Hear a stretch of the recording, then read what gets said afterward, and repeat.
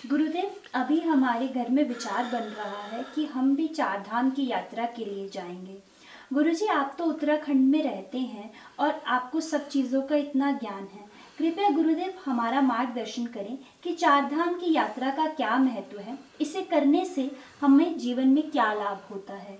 जो उत्तराखंड के संदर्भ में आपने चार धाम की बात की है, तो वो उत्तराखंड देवभूमि होने के नाते, land of goddess and land of God होने के नाते, उनकी धरती होने के नाते, क्योंकि जितने भी हमारे गुरु हुए हैं, जितने हमारे अवतार हुए हैं, उनका इस भूमि पर एक क्षेत्र से कुछ ना कुछ नाता और संबंध रहा है।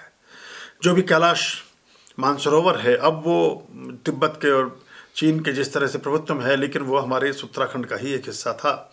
और अभी भी हमारे बहुत सारे जो चार धाम जिनकी बात आपने की, यमुनोत्री, गंगोत्री, बद्रीनाथ और केदारनाथ। तो गंगोत्री आप जानते ही हैं कि गौमुख, जहाँ से गंगा डिवाइन जो होली रिवर है, जो हमारी अमृत संजीवनी गंगा है, उसका उद्भव है। तो वो गंगोत्री धाम है एक, तो वो अपने आप में एक पूरा, उसको एक धाम बोलते हैं। ऐसी जहाँ से यमुना का अभ्युदय हुआ, गंगा भगवान शिव को रिप्रेजेंट करती है, हर को रिप्रेजेंट करती है, और यमुना हरि को रिप्रेजेंट करती है।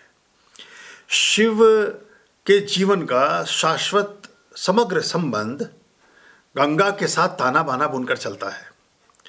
यमुना का पूरा अस्तित्व भगवान विष्णु के साथ ताना बाना बुनकर चलता है। तो वो यमुना के किनारे ही वृंदावन में, और वहाँ उनकी क्रीड़ाएं भगवान विष्णु के अवतारों की आप देखते हैं। उधर सरयू को आप देखेंगे तो वो तो इस तरह से हम अयोध्या में अगर उनको देखेंगे, या जहाँ भी उसका तालमेल हम बैठाते हैं, चाहे फिर आप रेणुका जी की ही बात करें जो परशुराम जी की माता जी के नाम पर है, और वो उनका तीर्थ रहा है, वो भी हमारे 10 महाअवतारों में से एक हैं, 10 जो विष्णु के अवतार हैं उनमें से। तो ये जो गंगोत्री, यमुनोत्री और बद्रीनाथ और केदारनाथ, बद्रीनाथ भगवान विष्णु का धाम है, वो हमारे जो महानतम पीठ हैं उनमें से एक आता है। और देश की भी जो 4 ज्योतिर्पीठें हैं, जो हमारे 4 महान मठ हैं, 4 महान आयाम हैं हिंदुत्व के 4 दिशाओं में, द्वारका में हैं, बद्रीनाथ में हैं, पुरी में हैं, और कांची जो नीचे साउथ में हैं। तो जो हमारी 4 महान पीठें हैं, 4 महान मठ हैं, जो हिंदुत्व को 4 शंकराचार्य वहाँ बैठकर उसको रिप्रेजेंट करते हैं, उनमें से एक महान पीठ और अपने आप में एक महान ज्योतिर्लिंगम केदारनाथ, वो यहाँ इन 4 धाम में समग्र रूपेण क्लब होते हैं, शामिल होते हैं। तो ये यात्रा ऋषिकेश से होते हुए जब जाती है, तो प्राय यात्रा मसूरी से होकर ही गुजरती है। और जो चार धाम यात्रा है, ये हमारे आश्रम के सम्मुख जो रोड गई है, जो ऊपर से आप नीचे उतर कर आ जाते हैं तो आश्रम आ जाते हैं, लेकिन उस रोड पर सीधे चले जाएं हाथी पाँव और कैंपटी फॉल से होते हुए, तो वो आगे जा करके यमुनोत्री रिवर बाईपास ही कहलाता है। तो वो उधर लेकर आपको जाती है। ये लगभग 8 से 10 दिन, 12 दिन की यात्रा होती है, और इसको करने से हम अलग अलग तरह के आयामों को देखते हैं और अपने उन उद्गमों को देखते हैं। वह सरस्वती को उद्गम भी देखेंगे जब आप माना के पास जाएंगे। जब बद्री धाम में बद्रीनाथ का दर्शन, बद्रीनाथ तक और गंगोत्री तक बस और वाहन पहुंचने की व्यवस्था है, लेकिन यमुनोत्री में और केदारनाथ में दोनों में चढ़ाई करनी पड़ती है।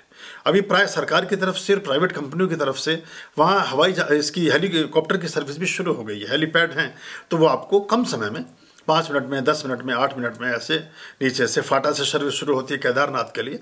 ऐसे ही यमुनोत्री की शुरू होती है हनुमान चट्टी से। तो वहाँ से आप फिर हेलीकॉप्टर लेकर के ऐसा करके उन यात्राओं का एक व्यवस्था कर सकते हैं। कुछ चारों धाम की यात्रा का एक भारत सरकार की तरफ से जो हेलीकॉप्टर चलता है, वो देहरादून से भी चलता है। उसका शुल्क बहुत ज़्यादा है, लेकिन वो आपको 2 दिन में या 1 दिन में या ऐसा कुछ उसका एक अवधि है, 4 दिन में चारों धाम भी करा करके वापस ले आता है, वापस देहरादून छोड़ देता है।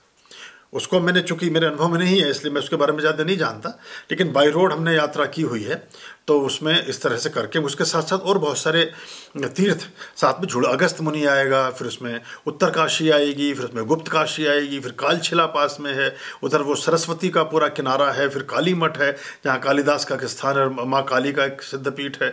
तो ये आसपास का पूरा जब आप सारा पार करते हुए, जाते हुए, देखते हुए जाएंगे, उधर रुद्रप्रयाग में आप मंदाकिनी का और गंगा का मिलन देखेंगे, तो वो 2 रिवर एक साथ वहाँ मिलती हैं, दोनों को मिलन देखेंगे उनका, तो बड़ा ये रोमांचकारी होता है। और बीच बीच में बहुत सारे मंदिर, अब काशी विश्वनाथ मंदिर पड़ेगा आपको, जब आप उत्तरकाशी से होकर गुजरेंगे।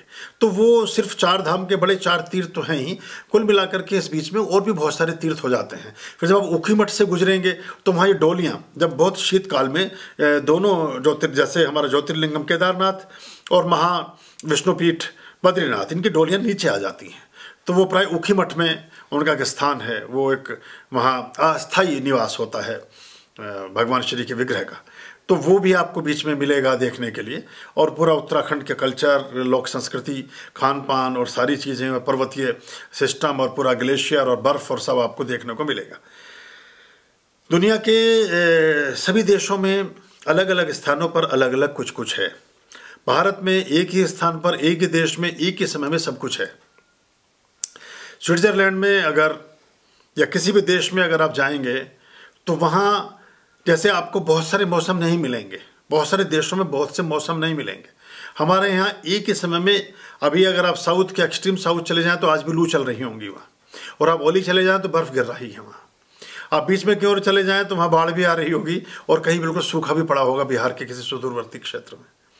कहीं बिल्कुल हरियाली और सघन वर्षावनों से चेरापूंजी घिरा हुआ होगा, और कहीं जैसलमेर में लू के थपेड़ और रेतीली आंधियाँ ऊँटों को लेकर के आगे दौड़ाती हुई ले जा रही होंगी। कहीं मेघालय और सिक्किम और शिलोंग में आप देखेंगे कि वहाँ किस तरह से प्राकृतिक सौंदर्य ने शहरों को घेरा हुआ है, और कहीं आप देखेंगे गुजरात के कच्छ में जो है वो अलग तरह का एक माहौल है। तो ये जो ये विविधता है, ये जो वैविध्य है, ये जो लालित्य है, ये भारत के अपने एक गौरव गरिमा है। और ये समुद्र भी है और पहाड़ भी हैं, बर्फ़ भी है और रेत भी है, चट्टान भी हैं तो झील भी हैं, नेचर भी है, तो सब कुछ भी है। जबकि ऐसे देश हैं कि जिनमें सिर्फ एक ही तत्व है, पूरा पूरा देश समाप्त हो जाता है और उस पास एक ही चीज़ है उस देश के, पूरे देश के पास। तो हम अगर भारत में घूमें तो हमें सारा कुछ देखने के लिए प्राप्त होता है। तो ये एक यहाँ की विशेषता भी है।